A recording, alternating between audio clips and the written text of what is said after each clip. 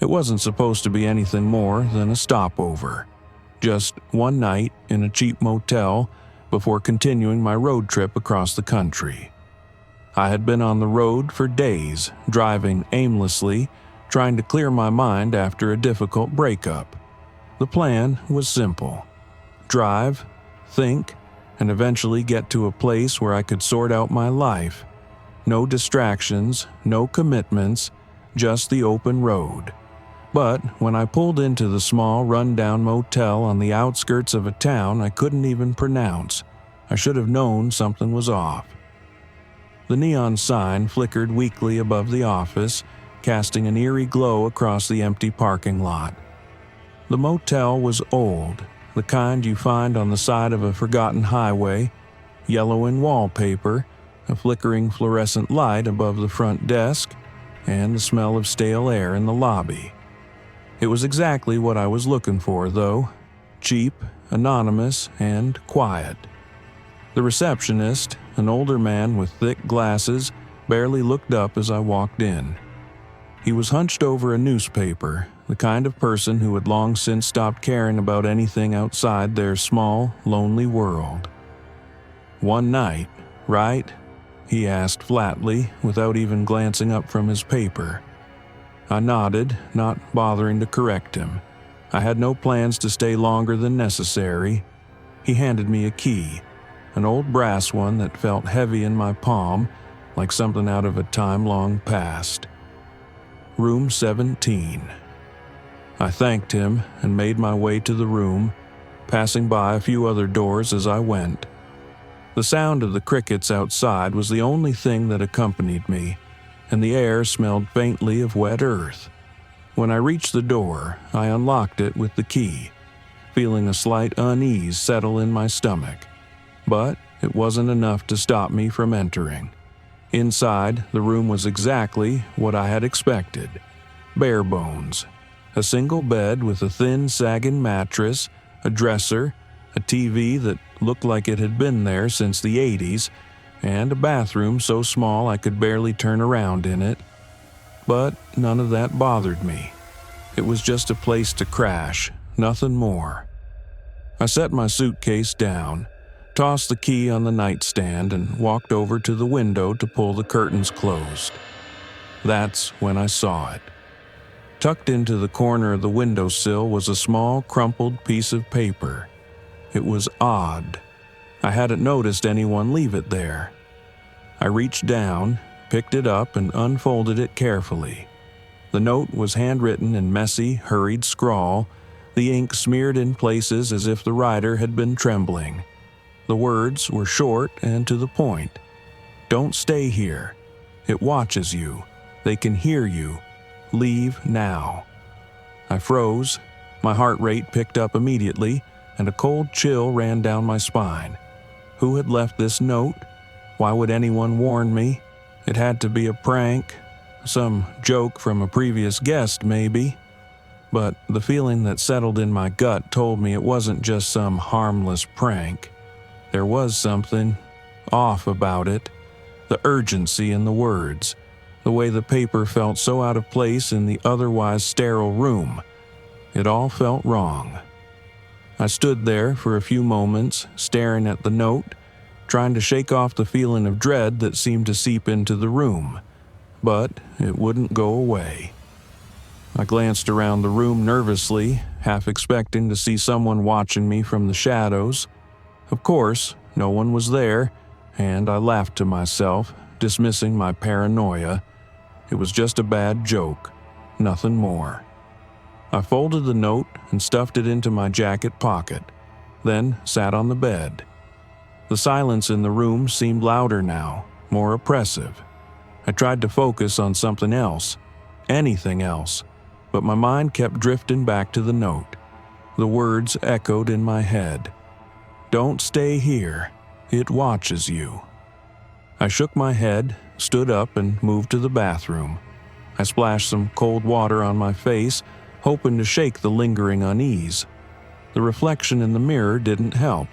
The room felt smaller now, the walls feeling like they were closing in just a little bit. But it was just a motel room, I told myself. It was just a note left by someone with too much time on their hands.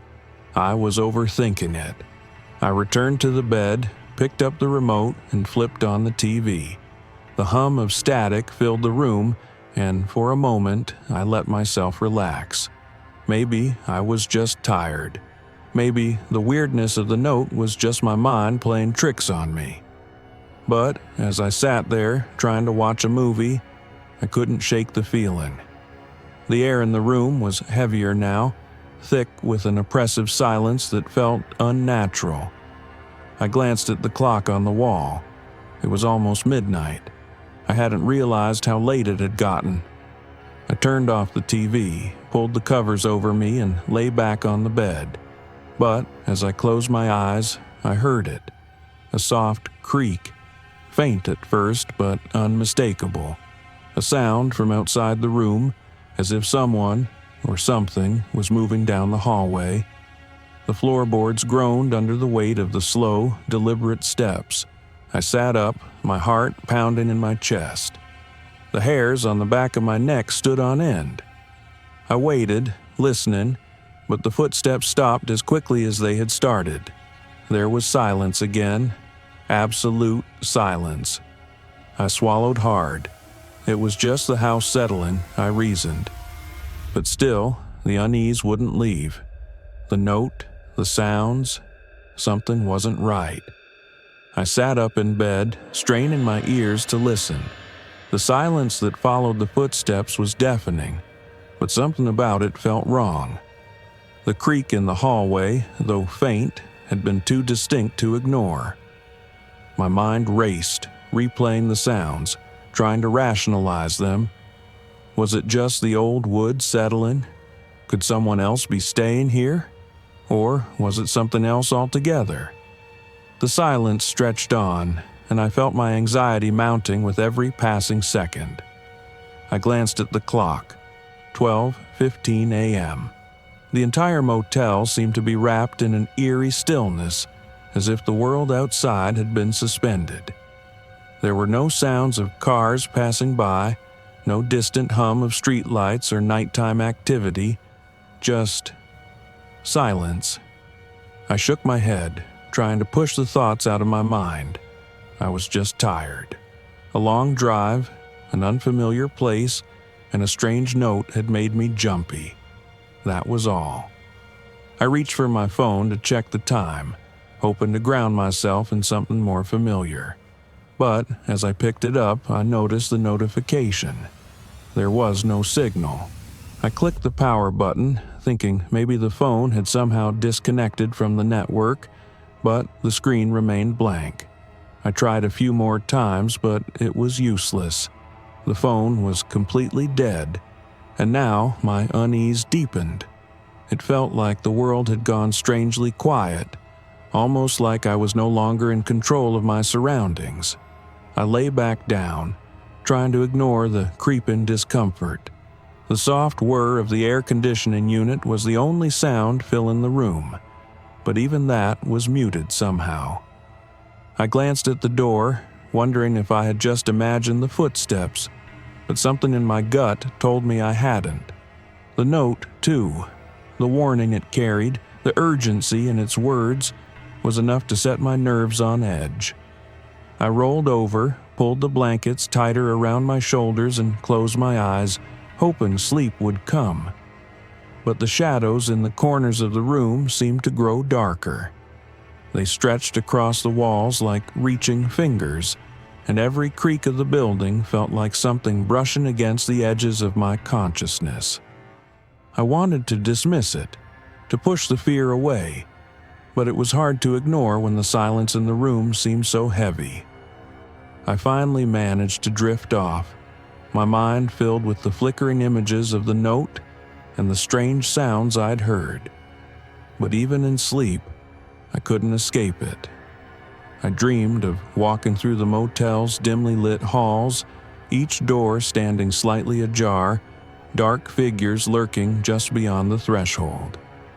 The air was thick with the same oppressive silence, and I couldn't escape the feeling that I was being watched.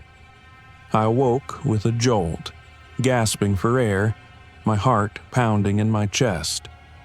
The room was still dark and the eerie stillness had returned. The oppressive weight of the silence felt like a physical presence, pressing down on me. I checked the clock again, 1:30 a.m. I had only been asleep for about an hour. I wasn't sure if I had actually heard the footsteps or if they were part of the lingering nightmare that clung to my mind. But as I sat up in bed, I noticed something strange. The door to my room was slightly ajar. I had locked it when I arrived, I was sure of it. There was no way I had forgotten, especially with the strange note and the unnerving feeling I had experienced. But now, the door was open just a crack, enough for me to see the hallway beyond, dark and empty. I stood up, my legs shaky, my heart racing. What was going on? Who had opened the door? I didn't want to know, but I couldn't ignore the feeling that something was wrong. Slowly, I crept toward the door, my hand reaching out for the handle. As I touched it, the door creaked ever so slightly, as though someone, or something, was on the other side waiting. My pulse quickened. I wanted to bolt, to run out of the room and leave this place behind, but I couldn't bring myself to move. I slowly pushed the door open, the small gap widening just enough to reveal the hallway. The light in the hallway flickered faintly, casting strange shadows on the walls. I glanced down the length of the corridor, but there was no one there. It was empty. I stood there for a few moments, straining to hear anything. The silence remained, thick and oppressive, but this time it felt even more suffocating. The air in the hallway was cold, almost too cold for the season. It made my skin prickle with unease, but I told myself it was just the air conditioning. I should just close the door and go back to bed.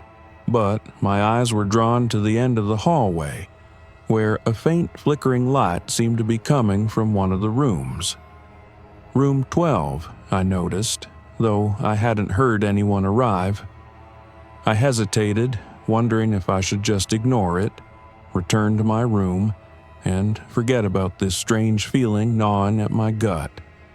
But curiosity, the same curiosity that had led me to open the door in the first place, got the best of me. Slowly, I began walking down the hallway, my footsteps muffled by the threadbare carpet. The flickering light grew brighter as I neared the door to room 12. It wasn't just flickering. It was pulsing, like it was alive, each burst of light seeming to grow in intensity.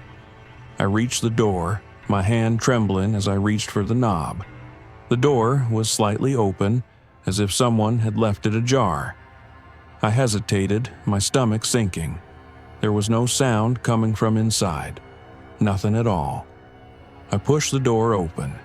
The room was dark, save for the light. It wasn't coming from the ceiling, though.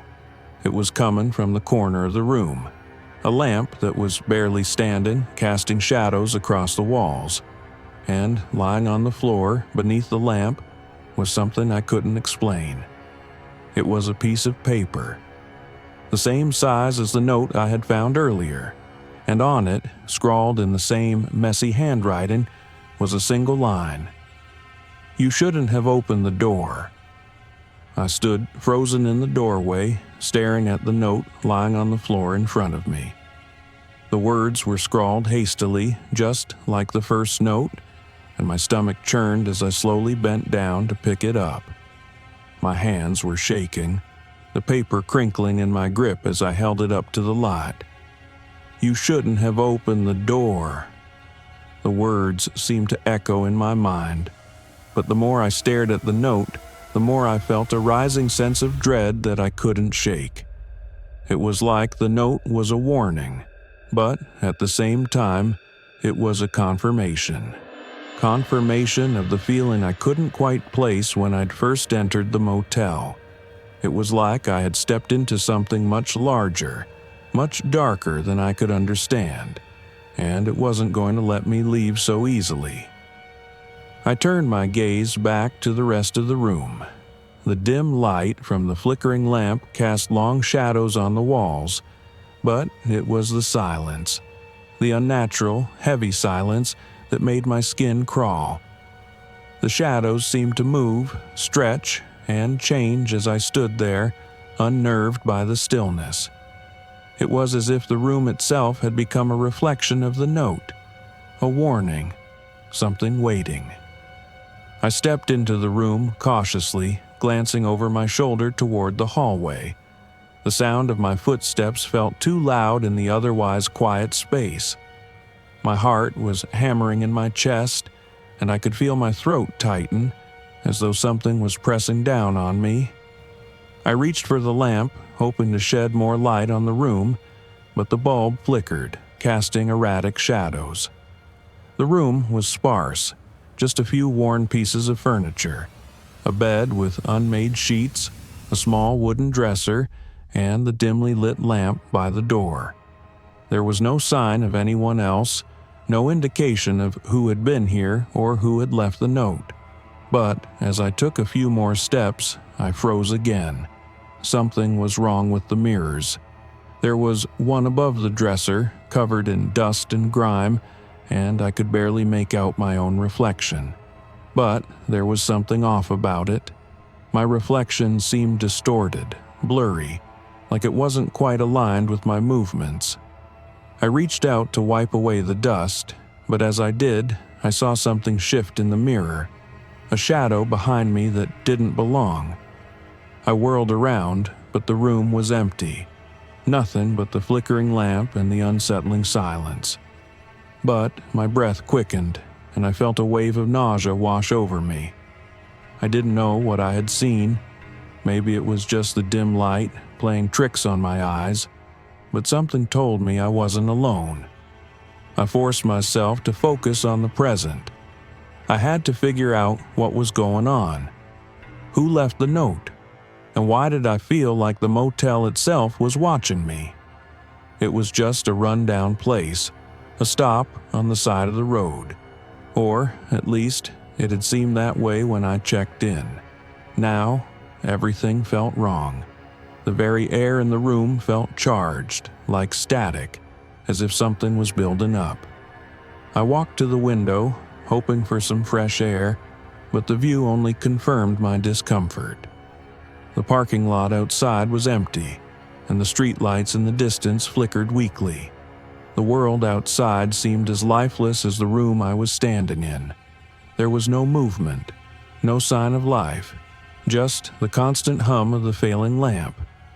The note, still clutched in my hand, felt heavier now. It was as if it had become an anchor, pulling me deeper into the mystery of this place. My thoughts spiraled.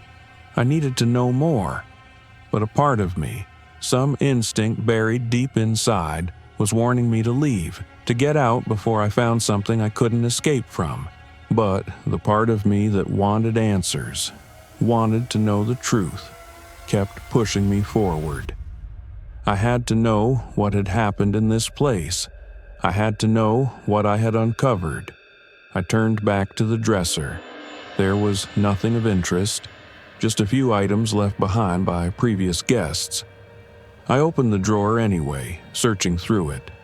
And then my hand froze on a small object.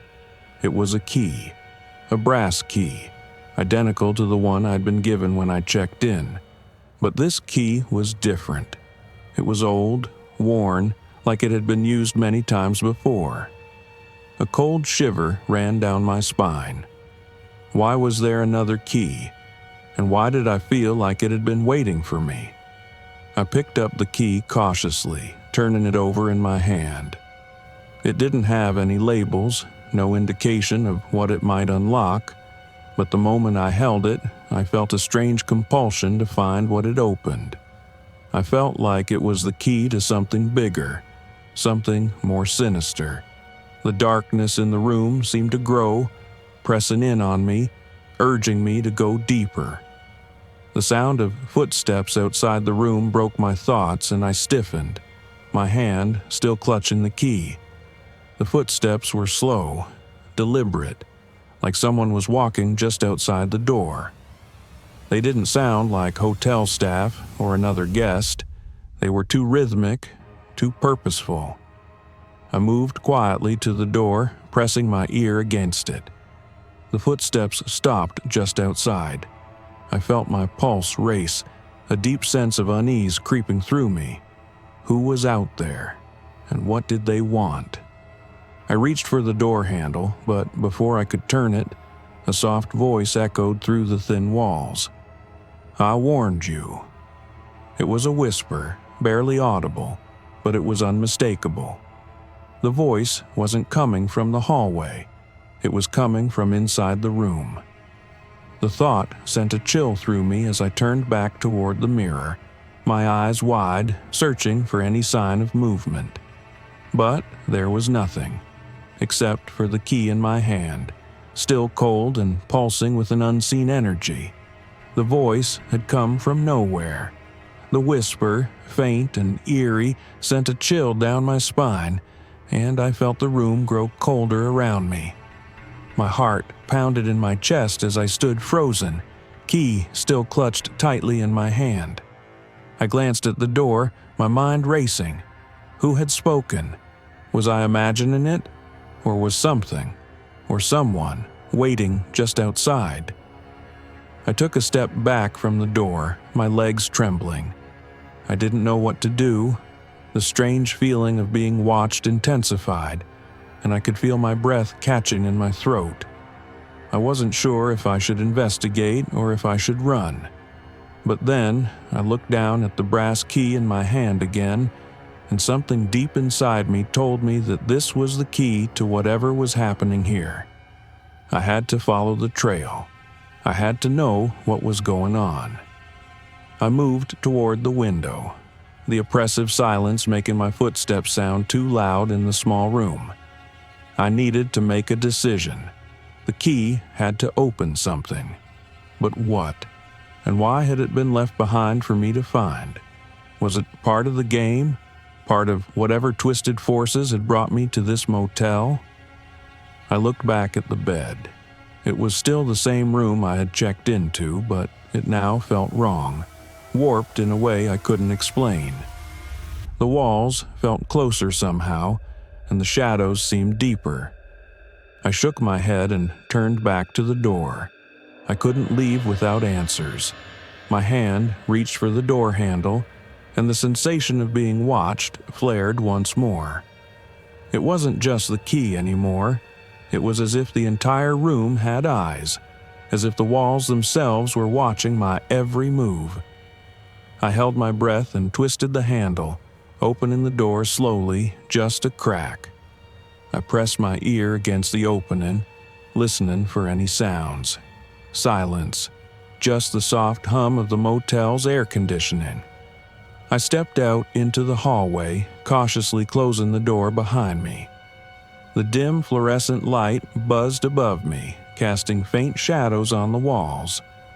The hallway stretched on, but the atmosphere felt heavier than before, as if the building itself had shifted. The floor creaked under my feet, and the air felt staler than it had in my room.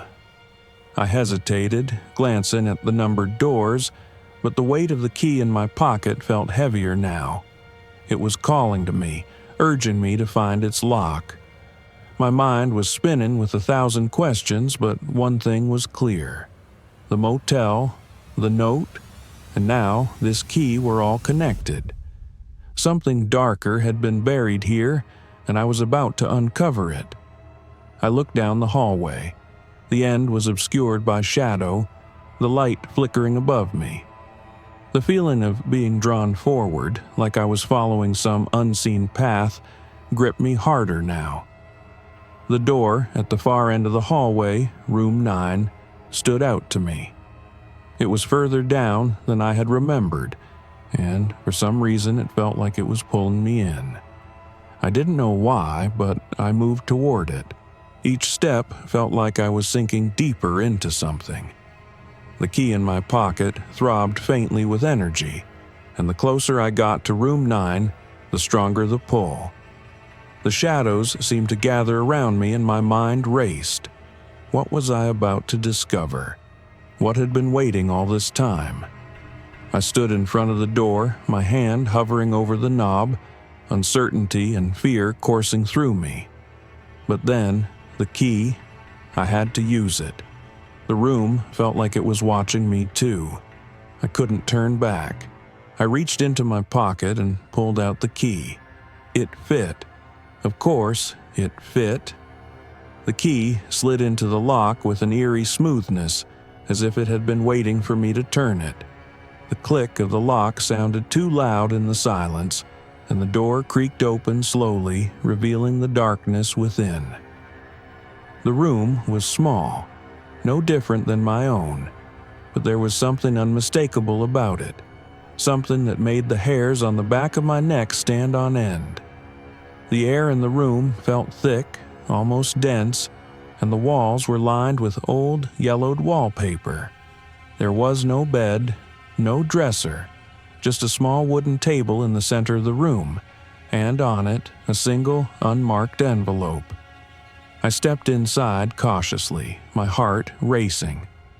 My flashlight flickered as I moved closer to the table, the dim light revealing the envelope. The same eerie feeling crept up my spine as I reached out to touch it, and as my fingers brushed the paper, I realized something. The room wasn't empty. There was a faint sound behind me, soft footsteps dragging slowly across the floor. My pulse spiked. I turned quickly, but there was no one there. Only the shadows in the corners of the room seemed to shift, like they were alive. I turned back to the table, my eyes now locked on the envelope. Something about it felt wrong, like it had been waiting for me. I tore open the envelope, pulling out the single sheet of paper inside. My eyes scanned the words quickly. You've opened the door. Now, you're a part of it. You can never leave. The words burned into my mind, and for a split second, the room seemed to close in on me. The walls shifted, and the shadows seemed to press in on me, suffocating me. I could feel the weight of the message, the finality of it. This wasn't just a motel. This wasn't just a stopover. It was a trap. And now, I was part of whatever had been buried here. I turned toward the door, but the hallway outside had changed. The walls were no longer the same. The air was thick with the scent of decay, and the once familiar motel had become something else entirely. The figures, the ones who had left the notes, the ones who had been waiting, they were coming. And I was not going to leave this place. The words on the paper were seared into my mind, burning into my thoughts. You've opened the door. Now, you are part of it. You can never leave. The weight of them was unbearable. They felt like a sentence, a decree, something that couldn't be undone. As I stood in that strange room, holding the letter, I could feel the reality around me shift, warping into something darker, more sinister. I took a step back, looking around the room. The air had grown thicker, the walls closing in. The motel, which had once seemed so mundane, now felt suffocating, like it was slowly turning into something alive, something that had no intention of letting me leave. The shadows seemed to stretch longer, curling in on themselves like dark fingers reaching out from the corners of the room. I could feel them watching me, waiting for me to make my next move. I turned, my legs unsteady as I made my way to the door, but something stopped me. The faint sound of footsteps, slow, deliberate, echoing down the hallway, made my breath catch in my throat. I froze, my heart pounding in my chest. The footsteps were coming closer, but there was no way anyone else was in the building. The receptionist had gone home hours ago and I hadn't seen a single other guest. The motel was supposed to be empty, I stood there, listening as the footsteps grew louder, their rhythmic pattern unyielding. They were right outside the door now, as if the person, or thing, was standing just beyond the threshold waiting for me to open it. A cold sweat broke out on my skin, my pulse quickening. The door seemed to be mocking me, tempting me to open it, yet I couldn't bring myself to move. Every instinct screamed at me to run, but my body refused to cooperate. It was like I was paralyzed by fear, my mind telling me to get out, but my body anchored in place. And then the knocking started. The sound was soft at first, but it grew louder, more insistent, until it was impossible to ignore. It wasn't like the knocking of a normal person. It was different, deeper, like it came from somewhere beyond the door. A slow, deliberate knock that seemed to carry an unnerving finality to it. My hand shook as I reached for the door handle, my breath shallow as I turned the knob. When I opened the door, no one was there. I scanned the hallway, my eyes darting from one end to the other, but the space was empty. It was the same dimly lit hallway I had walked down earlier, with the peeling wallpaper and the flickering light above. But now, everything felt different. The silence was unbearable, and the weight of the air was thick, like something was pressing down on my chest. The footsteps were gone. The knocking had stopped. But I felt it, the presence. It was still there, just beyond the edge of my vision, something lingering, watching from the shadows. I took a deep breath and stepped out into the hallway. My flashlight flickered, casting long, erratic shadows on the walls as I moved cautiously down the corridor. My footsteps echoed loudly in the stillness.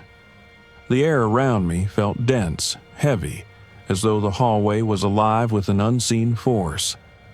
At the far end of the hallway, a door stood ajar. Room 12. I hadn't noticed it before, but now it seemed to call to me. I hesitated for a moment, the chill running down my spine growing stronger. This was the same room I had seen in the hallway earlier, but now it was more than just a door. It was a gateway. Into what? I didn't know, but I was drawn to it nonetheless. I walked toward it, my legs feeling heavy, like I was moving through water. As I got closer, the air seemed to grow colder, and the faintest flicker of light came from the crack beneath the door.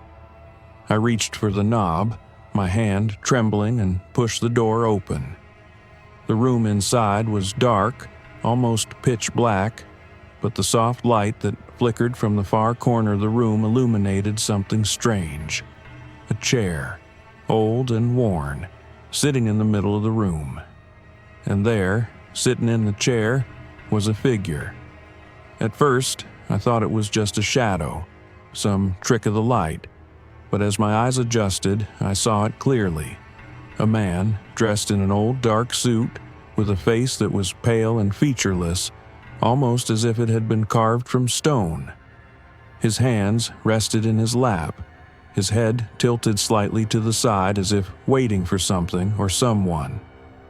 A cold shiver ran through me as I realized that the man wasn't moving. He wasn't breathing. He wasn't alive. I took a hesitant step forward, my mouth dry. "Who are you?" I whispered, but my voice came out shaky, barely a breath. There was no response. The man's eyes, if they could be called eyes, remained fixed on me, empty and hollow. Something about the room felt wrong, like I was intruding on something that had been waiting for me. I stepped closer, but the moment my foot touched the floor, the figure's head snapped toward me. I froze. "You shouldn't have come." The voice came not from his mouth, but from somewhere inside my head, resonating through my bones. The words were simple, but the tone was filled with a depth of darkness that I couldn't explain. I stumbled back, my heart racing in my chest. What is this place? What do you want?" But the figure said nothing else. Instead, the air around me seemed to grow colder still, and I could feel something moving just beneath the surface of reality, pressing in on me. The walls of the room seemed to close in, the darkness growing deeper, and I realized something horrifying. The figure wasn't just sitting there, it was waiting for me to join it. The figure didn't move, but the air around it thickened, a heavy presence pressing down on me, suffocating me. The room had become smaller, the shadows deeper, and every inch of the space seemed to close in, as though the walls were alive, contracting slowly, inch by inch. I was frozen, unable to tear my gaze away from the figure sitting in the chair. His hollow eyes, those dark, empty sockets, locked onto mine, and in that moment, I understood. This wasn't a room, it wasn't a motel, it was a place of waiting, of eternal stillness. I had been drawn here. No, not just drawn, I had been pulled. The words from the figure echoed again, not in the room, but within my mind, reverberating through my entire being. "You shouldn't have come." I wanted to scream, to run, to do anything to break the hold this place had on me, but I couldn't. My legs felt rooted to the floor, my body heavy, like I was trapped in a nightmare I couldn't wake up from. The figure remained still, its presence becoming more imposing with each passing second. I opened my mouth to speak, to demand answers, but nothing came out. My breath was shallow, my thoughts clouded, and I felt an overwhelming sense of inevitability, like I was being guided toward something I couldn't control. "You've opened the door," the figure said again, but this time its voice seemed to come from everywhere at once. It wasn't just the figure, it was the room, the air, the walls themselves. "Now you are a part of it." A cold wave washed over me and I stumbled back, my head spinning. This wasn't just a motel room. It wasn't just a place where I'd ended up for the night. This was where something lived. Something ancient. Something tied to the very foundation of this place, and I had unlocked it by being here. I had crossed the threshold. I turned to run, but the door, the only way out, was gone. It had vanished. The hallway outside had vanished. The dim light from the fluorescent bulb flickering above me now, just a distant memory. The space around me was no longer a room, it was an endless void, and I could feel it pressing in on me. I could feel the eyes. They were everywhere. The walls were alive with them. The shadows stretched, undulated, and within them I could see faces. Pale faces, each more featureless than the last, their hollow eyes staring at me, their mouths gaping open in silent screams. They weren't just faces of the past, though. They were faces that had been lost, trapped in this place, this nightmare, forever. "Join us," the figure's voice came again, now mingling with the whispers of the trapped souls. It wasn't a request. It wasn't an invitation, it was a demand. "You have been chosen." I could feel it now, something inside me changing. It wasn't just my mind anymore, it was my body, my spirit, my very essence. The longer I stayed, the more I felt myself slipping away, becoming one with the figures, one with the dark energy that filled this place. I couldn't fight it, I couldn't escape. But then, a flicker of light caught my attention. It was small, almost imperceptible, but it pulsed like a heartbeat. I looked toward it, and in the corner of the room, something began to shift.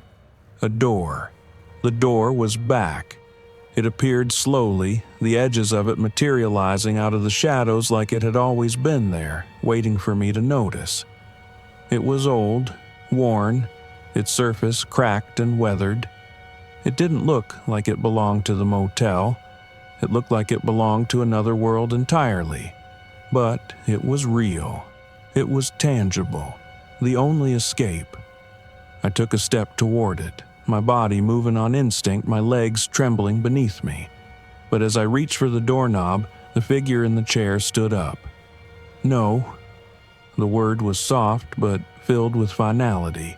My hand hesitated just above the knob, my skin crawling, my pulse racing. I looked at the figure, its eyes now glowing faintly, its face more terrifying than ever. It wasn't just a person anymore. It was an entity. Something far older than the motel. Something that had been waiting for me. For anyone to arrive. And now, it was too late. The door would lead me somewhere I couldn't come back from. Once you walk through that door, there is no return. I turned the knob, not knowing what awaited me on the other side, but unable to stay in this place any longer. I didn't know what would happen when I opened it. I didn't know if I would come back or if I would be lost forever, but I knew one thing for sure. I couldn't stay here. The darkness, the whispers, the figure, they were all part of it, and I was part of it now. I opened the door. The light from the other side spilled into the room, blinding me for a moment. When my vision cleared, I stepped through, not knowing what would happen next, but the suffocating weight of the place was gone. For the first time, I felt like I could breathe again, but as I stepped into the light, I heard the voice again. "You'll never leave." The door slammed shut behind me, and I realized that no matter where I went, no matter how far I ran, I would always be a part of this place. The door had only led me deeper into the nightmare,